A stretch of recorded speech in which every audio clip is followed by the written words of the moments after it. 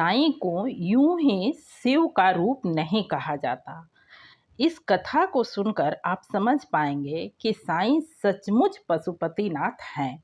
वे सिर्फ हम इंसानों के ही रक्षक नहीं बल्कि उन पशुओं के रक्षक भी हैं जिनके पास अपनी तकलीफें बताने के लिए हमारे जैसे शब्दों का साधन नहीं है। ओम साईं राम श्रोताओं, साईं कथाएं में आपका स्वागत है। आइए आज बाबा की एक अद्भुत कथा सुनते हैं। ये कथा उस वक्त की है जब बाबा शिरडी में मौजूद थे। उसी वक्त जब बाबा शिरडी के द्वारका माई में मौजूद थे, रह रहे थे, उसी समय शिरडी में एक साढ़ था, जो कि साढ़ होता है ना, बैल का वो एक दूसरा रूप साढ़। तो वो साढ़ वहाँ मौजूद था और साढ़ की प्रवृत्ति ही कुछ ऐसी होती है कि वो थोड़े से अक्खड़ और बदमाश टाइप के कहिए होते हैं। तो उसकी तो ये प्रवृत्ति ही है, तो उसकी भी, उस साढ़ की भी यही प्रवृत्ति थी। वो मतलब लोगों के फसलों को नुकसान करता, और कभी कभी जब लोग उसे भगाने जाते तो वो पलट कर दौड़ा भी देता। कुछ लोग तो भय से ही गिर जाते, चोटिल हो जाते, और कुछ लोगों को वह मार भी चुका था। इससे शिरडी के लोग काफ़ी परेशान थे। उन लोगों ने एक बार आपस में मतलब पंचायत करके, आपस में बातचीत करके ये फैसला किया कि शिरडी गांव में तो कोई गौशाला नहीं है, पर उसके बगल गांव में येवला नाम के एक गांव है, वहाँ पर एक गौशाला उस वक्त रही होगी। उस वक्त तो गौशाला थी जहाँ इस तरह के मतलब बूढ़े बीमार जानवरों को भी रखा जाता था। तो इसे भी वहाँ यदि पहुँचा दिया जाए तो हो सकता है कि वो लोग इसे वहाँ रख लें, और इससे उसका भी आगे का जीवन ठीक से पार हो जाएगा और हमें भी इसके आतंक से छुटकारा मिल जाएगा। ये तय करके वो उन लोगों ने आपस में कुछ चंदा वगैरह इकट्ठा किया और बाबा से उन लोगों ने इसके बारे में किसी तरह की कोई राय सलाह नहीं की। संभवतः उनके मन में हो कि कभी कभी लोगों के सोच के विपरीत भी बाबा कुछ कुछ आज्ञा दे दिया करते थे। तो ये भी बात रही हो, जो भी हो, लोगों ने बाबा से इस विषय में कोई भी राय सलाह नहीं की, और ये लोग अपना तैयारी करके चंदा वगैरह इकट्ठा किए। तो अब बात आई कि चंदा तो ठीक है इकट्ठा हो गया, पर इसे लेकर जाना भी तो होगा वहाँ तक। इस काम के लिए एक भीखू नाम के व्यक्ति स्वयं ही आगे आया और उसने कहा कि मैं पहुंचा दूंगा।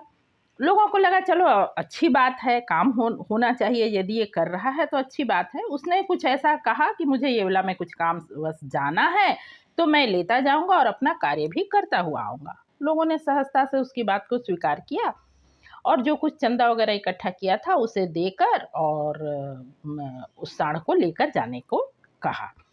ठीक है, वो व्यक्ति लेकर गया, जिस तरह भी ले जाने की व्यवस्था थी वो उसे लेकर के वहाँ येवला पहुँचा। तो पर येवला पहुँचने के बाद उसकी मनसा कुछ और थी। उसने उस साढ़ को गौशाला में ना ले जाकर कसाई के यहाँ बेच दिया और अच्छे खासे उसके कीमत लेकर वह घर वापस आया और लौटकर अपने घर में चुपचाप शांत बैठ रहा। लोगों को भी लगा कि चलो काम हो गया। लोगों ने उससे कोई पूछताछ नहीं की, सभी कुछ सही हो, लोगों को लगा कि सब कुछ सही हो गया। पर बाबा से क्या छिपा था, ये लोग उनसे भले ही राय सलाह नहीं किए थे, पर इनकी मनसा क्या थी और भीखू ने किया क्या है, ये सब कुछ बाबा के आंखों के सामने स्पष्ट था। तो हुआ ये कि उसी रात्रि एक बाबा के भक्त थे, उनके सपने में, और इसी तरह से 3 लोगों के, शिरडी के 3 लोगों के सपने में बाबा आए और उन्होंने कहा कि तुम यहाँ आराम से सो रहे हो और मुझे तुमने कसाई के हाथों बेच दिया। लगभग इसी तरह के शब्द तीनों लोगों ने एक सा, कुछ कुछ मिलता जुलता एक सा स्वप्न देखा। सुबह ये तीनों लोग मतलब आपस में लोग एक दूसरे से बात करने लगे कि इस तरह का सपना, ये इसका अर्थ क्या है। तो धीरे धीरे छोटा सा गांव था और गांव के लोग एक दूसरे से जुड़े होते ही हैं, धीरे धीरे पता चला कि अरे इस तरह के एक ही नहीं 3 लोगों ने इस तरह के सपना देखे हैं। तो फिर उन्हें कुछ संदेह हुआ, मन में कुछ ऐसा भाव आया कि कहीं कहीं कुछ गड़बड़ है। कसाई और बेच दिया शब्द से उनके मन में खटका सा लगा और उन लोगों ने फिर बाबा से बिना कुछ पूछे और येवला जाने का निर्णय लिया और वो लोग येवला पहुंचे। येवला जाकर जब उन लोगों ने उस गौशाला में पता किया तो उन्हें पता चला कि नहीं, कोई भी जानवर शिरडी गांव से यहाँ आया ही नहीं है। अब तो इन्हें पक्का विश्वास हो गया कि कुछ तो गड़बड़ है। फिर इन लोगों ने उसी गौशाला वाले लोगों से पता किया कि क्या यहाँ आसपास कोई कसाई घर है क्या? तो उन लोगों ने बताया कि हाँ, यहीं पास में एक कसाई खाना है। ये लोग वहां पहुंचे। जैसे ही ये लोग गेट से कुछ गेट के नजदीक तक पहुंच गए थे, पर बाउंड्री के अंदर अभी वो नहीं गए थे, उसी समय उस सांड के बोलने की आवाज इन्हें सुनाई दी। जोर जोर से वह चिल्लाने लगा। आवाज इन्हें भी कुछ पहचान में आई।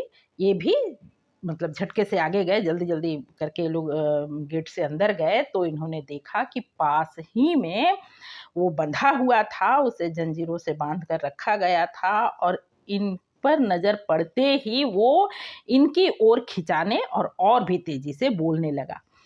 ऐसा इसलिए हुआ होगा क्योंकि जानवरों में सूंघने की शक्ति कुछ ज्यादा होती है और जब बाउंड्री के नजदीक ये लोग गए, इन्हें नजर भले ही सांड नहीं आ रहा था, सांड को भी नजर नहीं आया होगा, पर वह सूंघ कर पहचान गया होगा कि ये मेरे अपने लोग हैं। वैसे शिरडी में जब वो था तो इन लोगों से उसकी रिश्ता कोई बहुत प्रेम वाली तो नहीं थी, पर जब वो कसाई घर पहुंचा और तब उसे ये एहसास अवश्य हुआ होगा कि अगर अपना कहें तो वही लोग थे। जानवरों में भी इतनी समझ तो होती है। और खैर ये अलग तरह की बात है। तो ये लोग जब देखे कि कसाई के पास ये बंधा हुआ है तो इन लोगों ने उस कसाई घर के मालिक से बात की। तो उसने बताया कि नहीं, मुझे तो जिसने यह बेचा दिया है उसे तो मैंने इसकी कीमत दी है, मैं आपको फ्री में कैसे दे दूं इसे, मैंने तो इसको कीमत दे के खरीदा है, मैंने तो आपका कोई जानवर लाया नहीं है। बात उसकी भी सही थी।